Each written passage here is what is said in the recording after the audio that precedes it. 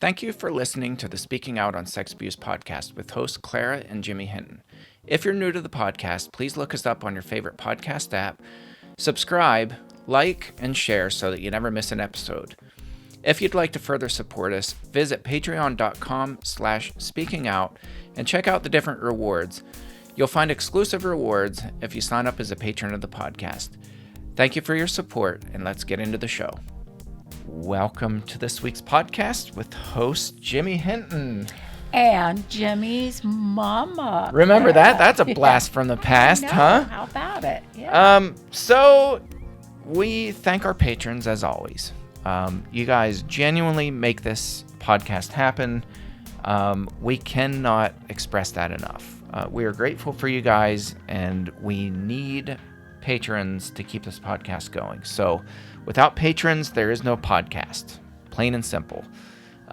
So you can visit patreon.com/speakingout to look at the different tiers.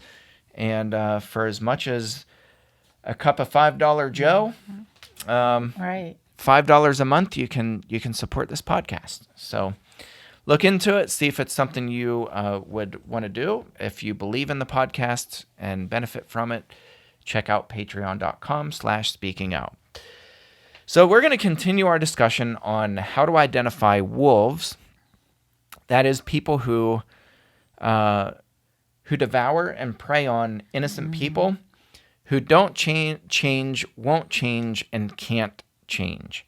And there is such a class of people described in the Bible, and the Bible's message is to avoid such people. So how do we know if somebody's a wolf? We're walking through our fruits tool that yours truly over here and myself developed. We did do that, And, didn't we? we did. We did. And we identified, 20 different fruits that a wolf will produce, a child sexual predator. That's specifically who this is for, although there is some overlap in different types of abuse. But we designed this specifically for child sexual predators. So we went through the first 3 of the 20, and now we're going to try to hit 5 more, cover 5 more, and we'll see how much progress we make. Exactly. So the first one is compliments. And again, keep in mind, on the outside, this is fruit that is intended to look appealing on the outside, and these are fruits that all of us need. Everybody at the very basic level needs these things, and it's not until we cut the fruit open and look at what's on the inside until we figure out whether somebody's genuine or whether they have ulterior motives. And so that's the purpose of this tool. It's designed to teach you how to look deeper. Right. And let's face it, even Satan, we're told, can look appealing and kind and nice and intelligent on the outside. We're warned about that. And I think if we're honest with ourselves, everybody's been burned by at least someone who has fooled us. But this is such an intentional thing with abusing children that the amount of disguising the exterior from the interior is beyond what we want to imagine. And I think that's what why we're spending so much time talking about the inside of the fruit. The outside might look beautiful. Yeah. Beautiful, fresh fruit, but inside could be rotten to the core. And that's how they get away with it. Because on the outside, it does look appealing. And the vast majority of us are not trained to think, especially in the religious world. We're trained to not look beyond the surface because, well, after all, don't judge a book by its cover. As Christians, we're supposed to treat everybody equally. We're not supposed to question somebody's sincerity. If they say that they're a Christian, why in the world would you dig any deeper? I know churches that get upset when I recommend that we kind of do routine checks on the sex offender registry, and I'm like, you ought to know who's in your church and who's in your community. If you have faces that you don't know, right, it really is a good idea to at least once a month or once every couple months look at the sex offender registry and find out if these people are on the sex offender registry. And I've had churches say, that's insane. Yeah. Why would you do that? Why? That's too judgy.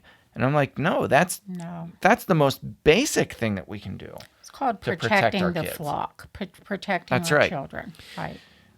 So again, this fruit compliments. Again, on the outside, all of us need complimented. Mm-hmm. We need encouragement. Right. When we go long periods of time without any kind of encouragement or compliments, your self-esteem really starts to crash. Even for the most happy-go-lucky people, like we all need compliments. So on the outside, that looks really nice. But how do we know if there's an ulterior motive? Well, here's how. A wolf will make inappropriate comments about how cute, sexy, adorable children are. And if you don't think that people will use that word sexy, think again. Oh, yeah. At my wife's workplace, daycare center, they just had to address an issue. They're doing a massive construction project, and the construction workers don't have clearances, so they're not supposed to be anywhere near the children. Right. Oh. And one of the workers took a shortcut across the playground, and he saw these 3 little girls there. And as he walked by, he said, "There are 3 sexy little girls." Oh, boy. And kept walking. We're talking very young children. Yeah, they were like 6, 7-year-old girls. Right. Oh, boy. And so fortunately, the worker who heard this and witnessed it reported it immediately to her boss, who was my wife, and then she addressed it with the construction company and with her bosses, who are over the whole organization. So my wife made a pretty big deal of it, and rightfully so. Right. So is this guy a sexual predator? Well, we don't know. But what we do know is that is not a normal or appropriate compliment. I was going to say, at the very least, it's highly inappropriate. That's right. That a child is not classified as sexy. No, in no sane world is that appropriate to call a little 5 or 6-year-old girl sexy. No. In no sane world, a grown old man, or a woman, doesn't matter. No. Right. It's not appropriate. It's not funny. It's not okay. So that's the difference between a compliment. Even I don't like when people compliment looks of children anyway, and make comments like, "Oh, she's going to be a heartbreaker when she grows up." Thanks. She's 3. That's not okay. That's not a compliment. Yeah. I think we can get carried away with that. I've probably made that comment before about children, or I've never seen such gorgeous eyes. One day you're going to use those eyes, to get yourself a little boyfriend. Now you'll think twice about it. Yeah. You'd be like, "Oh, I'm being a creeper."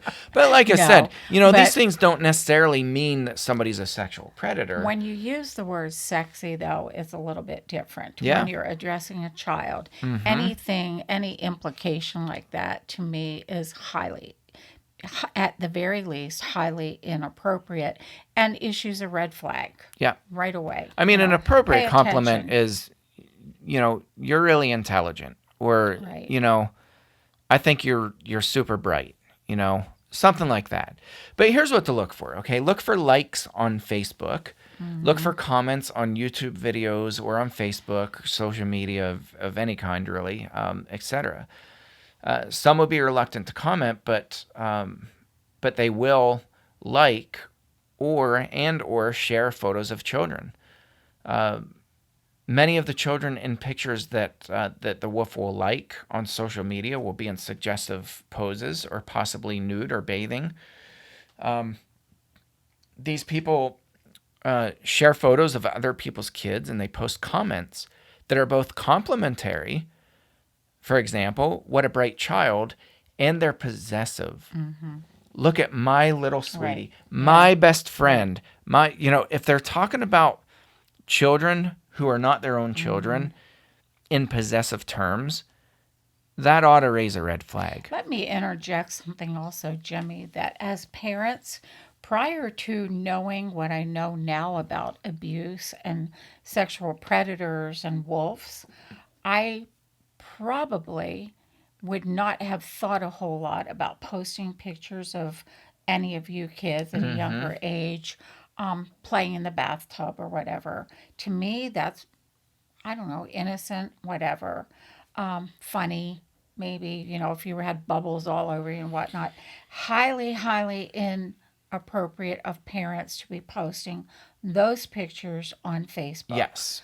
I saw a picture the other day that really disturbed me. A friend of mine, younger friend, posted a picture of her little 4-year-old in a bikini swimsuit.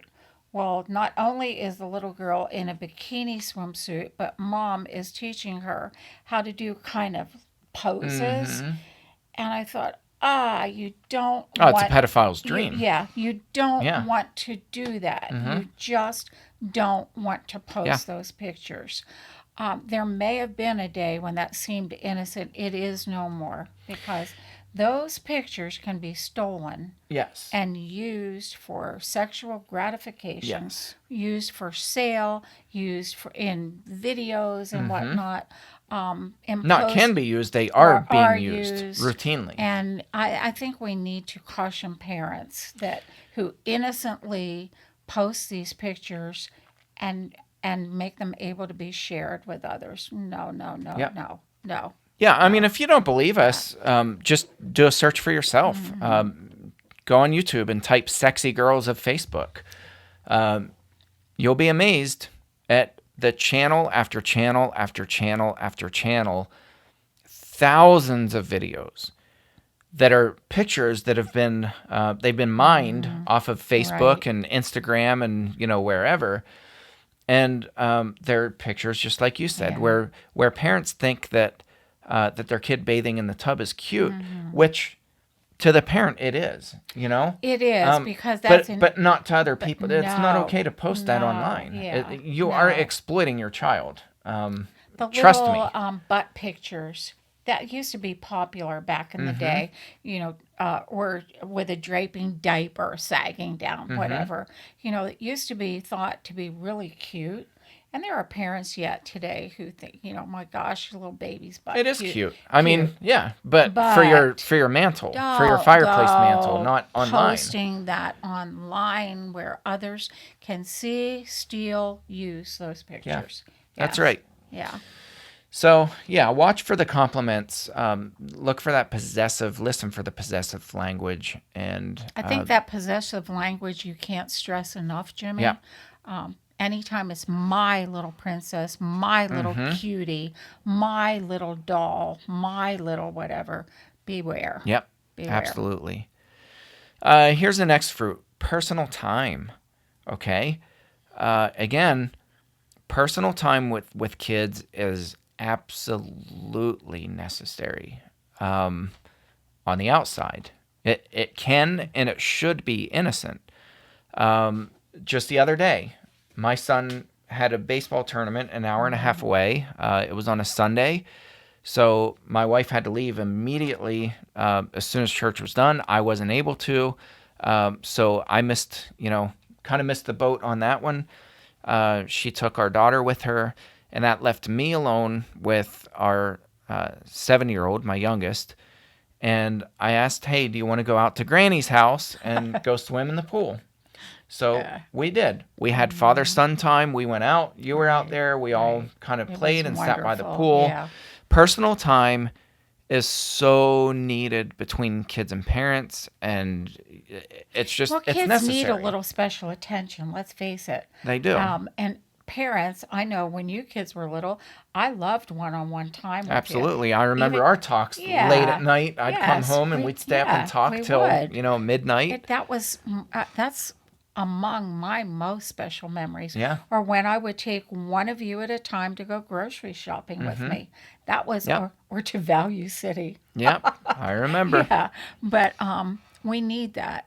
We do. But when an outsider especially takes a personal interest in children and says, hey, I know you're busy. Let me step in. Yes. Let me take your child camping, hiking, swimming, picnicking, to a ball game, wherever. Beware. Yeah. Just beware. It goes beyond quite often being just a nice person. Absolutely. It really does. And so here's how we wrote this up. He, that is the wolf, or she. We mostly use masculine language. The majority of sexual predators against children are male, but there are definitely plenty of female offenders. So this is not just males only. Right. He or she describes a need. Are you sensing a theme here?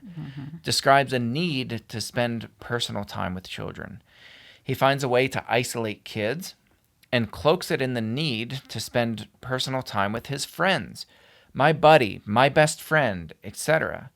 Because, quote, I enjoy their company, end quote.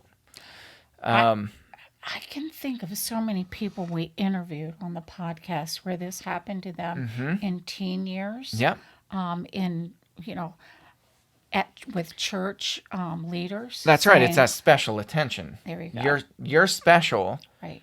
Yep. And I'm drawn to you and feel like we need to spend time together. I want to mentor you. Yes. I see something that is special that God put in you. Yeah. I'd like to mentor you with Bible studies, with special trainings. Yeah. How special does that make us feel? And the parents of that kid. Yeah, I can remember, especially one of our podcasts where, this young lady was so drawn in, and her parents thought it was wonderful because she was getting this one-on-one attention. Yeah. We go on to say because they're spending personal time and identifying with the child, they quickly develop pet names for the child. Rosie, Petunia, Sweet Pea, Sugar, My Love. This is one that my dad used all the time. The Grands, My Grands, Princess, etc. Ironically, to gain personal time with the victims, the wolf claims that he needs his own personal time to quote-unquote unwind from all the volunteerism that he does. He gets this time respectfully. He has no problem taking naps with kids, taking them on vacations, and spending time on camping trips to quote-unquote unwind. And parents gladly grant it to the wolf because he's deserving. Again, think Jerry Sandusky. That's exactly who I'm thinking of, right now. This screams Jerry Sandusky. And Dottie Sandusky says, well, yeah, Jerry had these kids in the home. We had those kids in the home. But I'll guarantee you Dottie wasn't the one inviting the kids into the home. It was Jerry. And they'd go in the basement and horseplay. And, these were his little pet possessive children, his children. These are my children, my friends, my buddies. And so he would wrestle with them and, do different things and sexually assault them in the basement. And Dottie Sandusky swears that if abuse were going on in my home, I would have heard something. I would know about it. That's not true. That's just not true at all. When I think about this too, Jimmy, I think of the phrases tickle time. I have had so many women share with me what happened to them as younger children when an adult would say, well, it's time for tickle time now, or, I'll ride you around on my back like a horsey, or, different things like that on their laps, and when abuse took place, and right in front of parents, right in front of them, where they had no idea what was happening to their child. But this extra special attention and personal time, beware of it. I mean, let's face it. No adult man should be, and again, I say man because the majority of abusers are males, but this does apply to females too. But no adult should be creating opportunities to be alone with your children, to spend hours and hours and hours, not Not like one day. Right. Like, this is repeatedly calling them up and treating them as if they're their best friend from college or whatever. I keep thinking of how it's just bizarre. How your dad did, to the point of even keeping little girls overnight. Yeah. That's when we were separated, and he had his own apartment at this time. But how bizarre that is. And I know we all questioned it. And it's like, what is he doing? And I would often say, if that was reversed, and that was me living alone, having which little I did, little 8-year-old boys staying in your house 7 or 8 year for little sleepovers. Boys for sleepovers in my bed. Right. How weird what that. It's, but we don't want to believe it.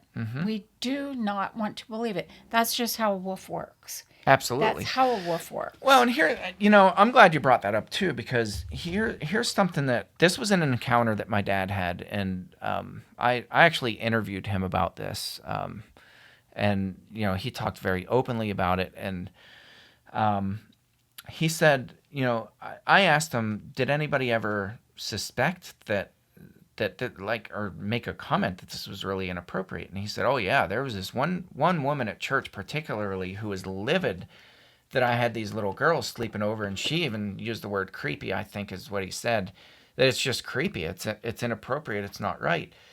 And he said, you know how I responded? He's like, I didn't get embarrassed, I didn't even flinch. He said, you know what I did? He said, I said, you know what, you're exactly right.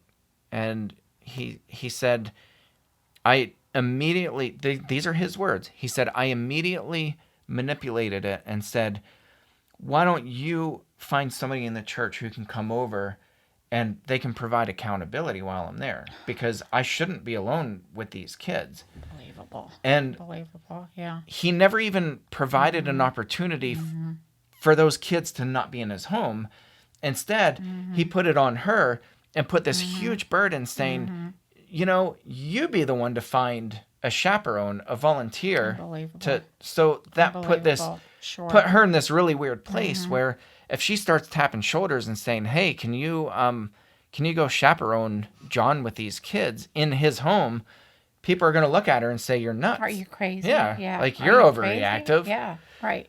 So, and he knew that. Absolutely. He deflected. He made it her problem then, not his. And he talked about that. And so, of course, she came back and said, well, I don't think anybody would do that. And he said, my immediate response was, you're absolutely right. And he said, that's why I'm inviting you to come over. I want you to come over and chaperone. He was a gem. And he said, but he said she never brought it up again. Of course not. And he continued to have the girls over in his house. Girls over. They're, I mean, this is the kind of stuff, guys, that we need to watch for and listen. It's that blatant. And this is intentional. It's not like he's trying to hide it. It's not like abusers there is no hiding. Try to hide it. They intentionally do these things, and they inflate them to make you feel like you're a complete idiot for even questioning. So you need to be able to see through this. That's what I mean. You need to be able to cut these fruits open and say, you know what? Let's entertain another possibility. How about you don't have these girls over at your house? Because it's just creepy and it's weird. It is. And absolutely, and yet, it is. We, meaning all of us, find it embarrassing, hard to speak to somebody and say, I don't like what you're doing. It just doesn't seem right. Yeah, it makes us feel awkward. Right. It doesn't and it seem right. The reason it feels awkward though is because we don't have these tools. Right. We don't know specifically what to ask them. Right. We don't know what to say to them. We don't know what's creepy and what's not. There's like all this gray area. And so that's the big part of what we want to do is take away that gray area and say, look, this is black and white. Having little girls in your house as a grown man sleeping in your bed is not normal. It's not okay. It's not appropriate ever. Exactly right. And before I knew, everything was muddled. But before we knew what was going on with your dad, I used to play that in my mind and think, what would people think if it was me doing that? Exactly right. Because I felt embarrassed and kind of weird to say to him, what are you doing? Yeah. And you want to know what else? A little twinge of guilt, because I was thinking, I don't want to spend time with somebody else's kids. I'm That's right. tired. I spent enough time with my own kids. That's right. I'm tired now. I don't. And look at him giving of his time. Being so generous with his time. No. And that's how people see it, because they only see these fruits on the outside, and they don't see what's on the inside. We have every right to question what's going on. Yes. Every right to question that. Yes. Okay, the next fruit, caring. Okay, again, we should care for kids. We should nurture them. We should care for them. That's a necessary fruit. All of these are, okay? All of these are necessary fruits if they're well-intentioned. Right. Okay? If they're not, how do we know that they're not? Here's how. He holds superiority to others in how much they care for children. He'll talk about it obsessively. He brags about his level of care, how much time he and these kids spend together, how much they text, etc.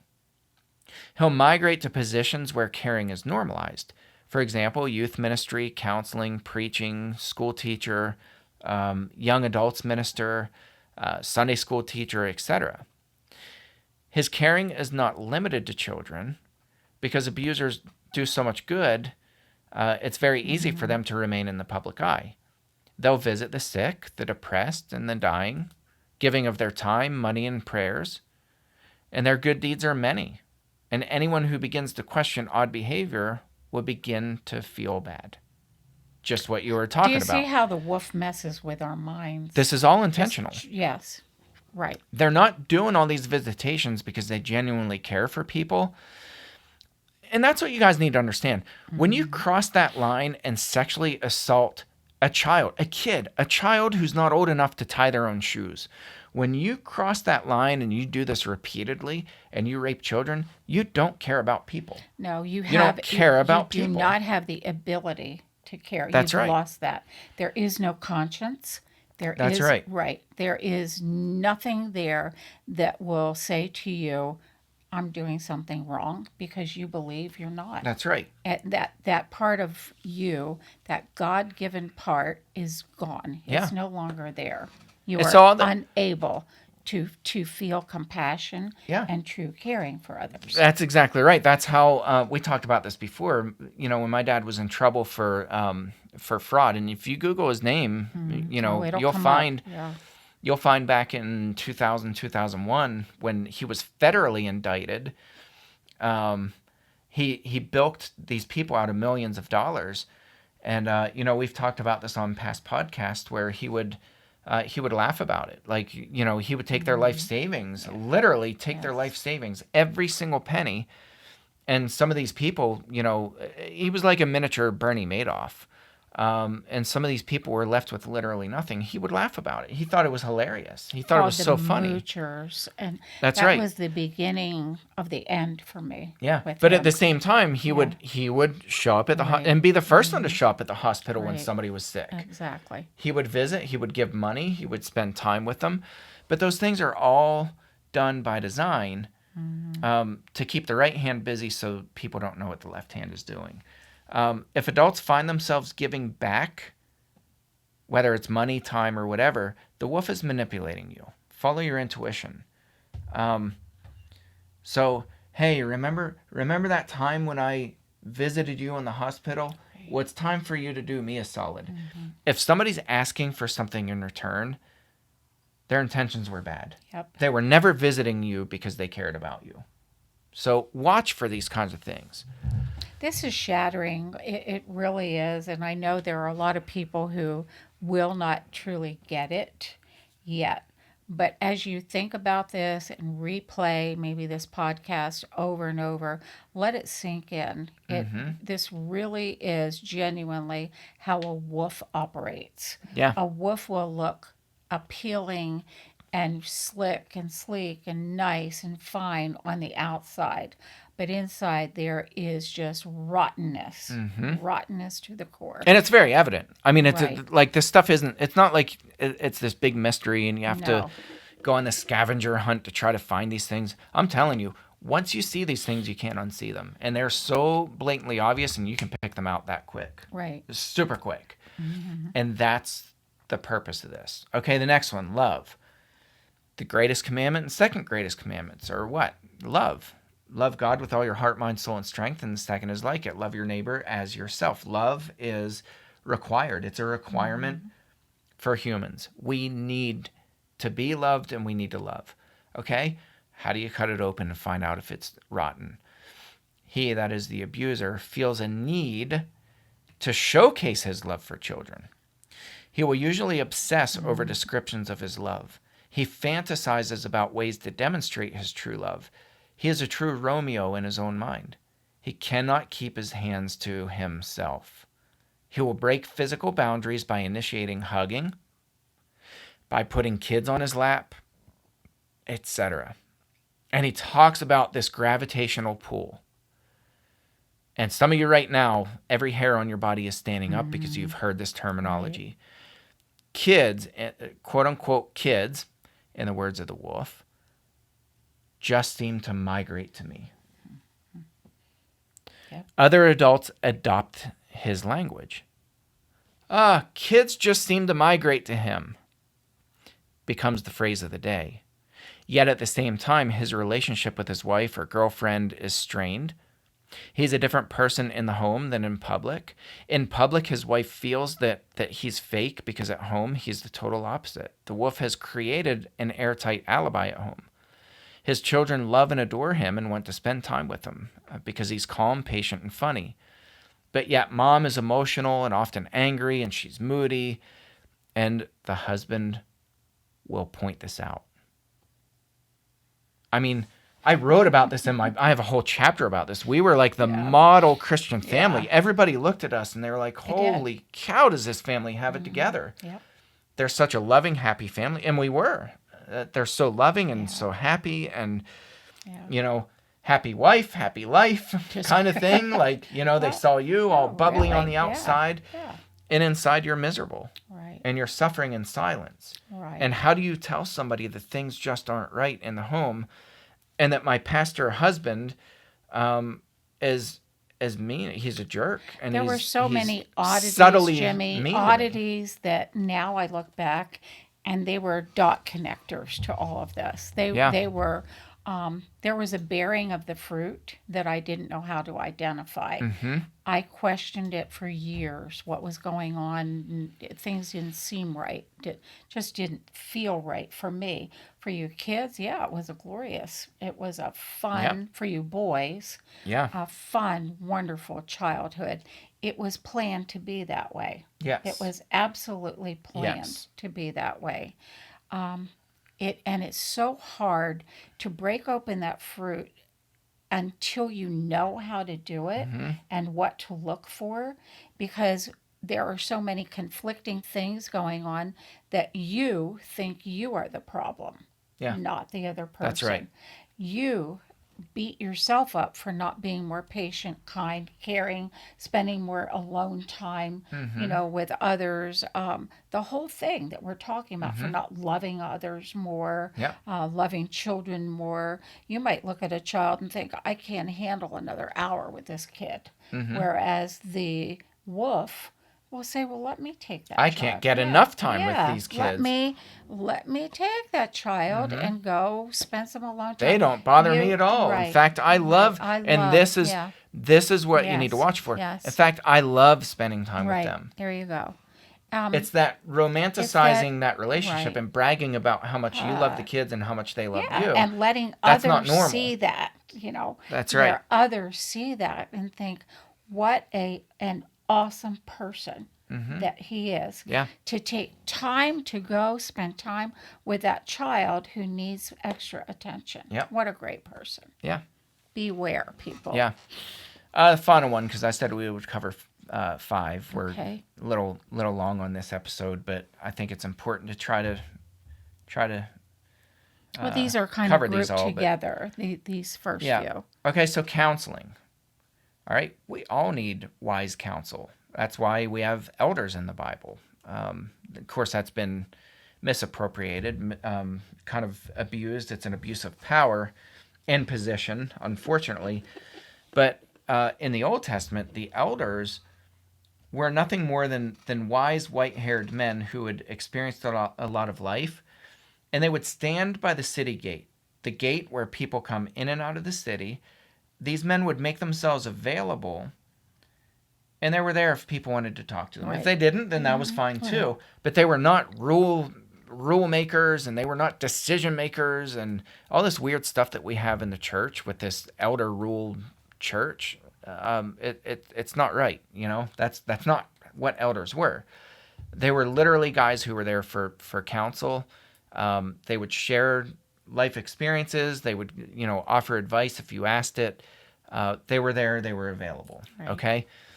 So counseling, we all need wise counsel. We need people to talk to, a shoulder we can lean on. Here's how you know if it's poison. Because he, that is the abuser, sees himself as the great comforter, he will always be the first to step up to counsel children. Mm-hmm. He will study psychology, especially child psychology. Even though he has no background in psychology and really has no business studying books about psychology, he'll do it anyway. He will rarely allow other adults to be part of quote-unquote counseling. He will find ways to privately counsel. Here's the isolation. Mm-hmm. He'll find ways to privately counsel children, and will talk openly about how well he connects with children in this type of setting. Most people see him as a caring and compassionate man who has the well-being of the child as his number one priority. Beware, he does not.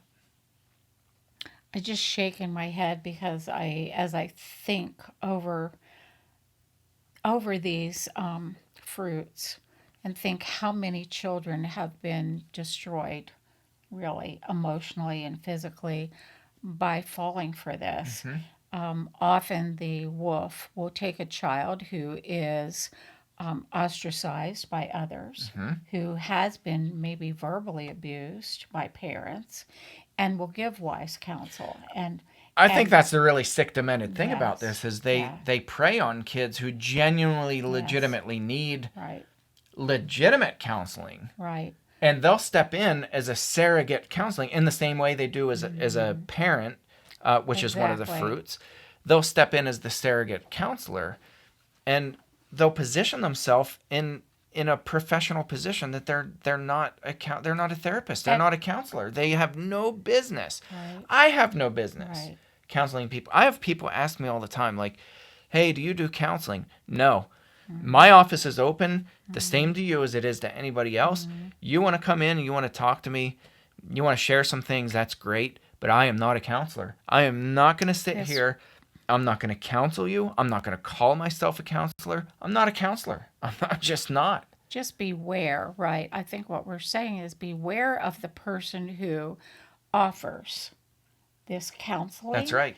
And especially to children, mm-hmm. one-on-one, who will come to a parent and say, I picked up on the shyness of Susie. And they're creating opportunity. Right. They're setting the trap. Right. I've seen how she doesn't, socialize with the other kids, maybe as a teacher or a Sunday school teacher, mm-hmm. a pastor, whatever. And I think with a little extra attention and some talking to with her, I could help her a lot. Mm-hmm. What do you think? Creating the opportunity. The child who is very happy to get the extra attention and counsel, and the counsel may be somewhat good, by the way. Mm-hmm. At least at first. At least until the abuse starts. Mm-hmm. And it is devastating. It is devastating. Yeah. How much easier in the long run, wiser would it be to crack open that fruit right away? Yeah. And just stop it before it matures. I mean, honestly, and I'm saying this too about pastoral counseling. Pennsylvania, I think, is one of the states that has strict laws. Like, we're not allowed to call ourselves counselors in Pennsylvania. Exactly right. As a pastor, mm-hmm. we're legally not allowed to say we're providing counseling because we're not a counselor. I mean, it's a lie. It's a flat-out lie to say that you're a counselor. Unless you have that degree behind your name. Yeah, I'm not a therapist. I'm not a counselor. I don't use those terms. Mm-hmm. Again, if people want to come to me and they want to talk, Right. Great. I'll talk. Let you talk, really. But I'm not a counselor, and I'm not going to seek you out and say, "Hey, how about, I noticed some things. Why don't we set up a counseling session?" And that's what I think we need to be aware of when an adult notices something in a child. But often, and the sad part is, there are so many children that feel isolated and broken and alone that if you walk up to a child and say, "Hey, what's mom or dad doing? Are they working after school? Do you think they'd mind if you came in my room and talked with me for a while after school? You could help me, sort papers or whatever." Very, very innocently at first. And that's how it happens. And that's exactly how it happens. Yeah. And, parents are overworked, overburdened, overstressed. A lot of kids are home alone right now. Think about it. How many families have single parent families? How many families have both spouses working? And what are kids doing? There are a lot of kids from age 10 on up alone. Yeah. Alone. They're primary targets for the wolf. Yeah. Please, please beware and speak up. Just speak up. Yeah, just don't allow it. No. I mean, if somebody's offering to counsel your kid who's not a counselor, even if they are a counselor, if somebody approaches you, which, by the way, counselors don't do, therapists don't. Right. They don't seek out. They don't seek out clients.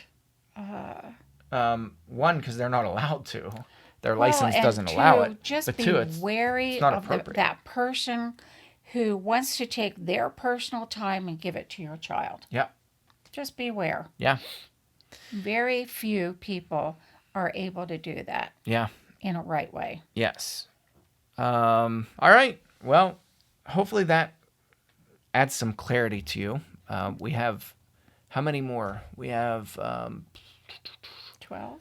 Yeah, 12 or 13 more to go through. So I think each one of these is just so powerful, and used together, you start seeing these fruits, and I'm telling you, these things will pop out like a sore thumb. They do, yeah. And somebody will walk into a room, and within a couple minutes, you'll be like, something is really off with this dude. And what we want to do is provide opportunity for you to instead of saying, well, I just, my intuition is kicked up, which is okay.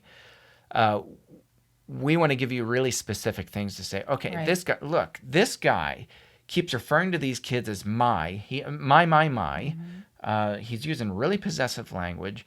He's providing opportunities to be alone. He's basically forcing himself on this kid as the personal counselor, demanding personal time, insisting on personal time with this kid, giving really inappropriate that Jimmy compliments. Said a couple of times, insistent. That wolf will be insistent. Yeah. Keep going. Like inappropriate comments, touching kids' hair and like stroking hair.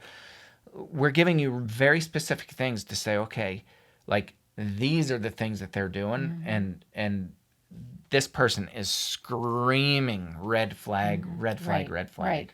Right.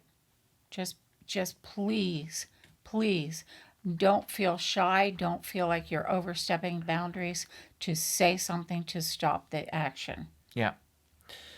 All right. That ought to keep you busy for the week. Right. Yeah. As always, thank you again for tuning in, and we'll have more of these fruits lined up for next week. Please share. Yes.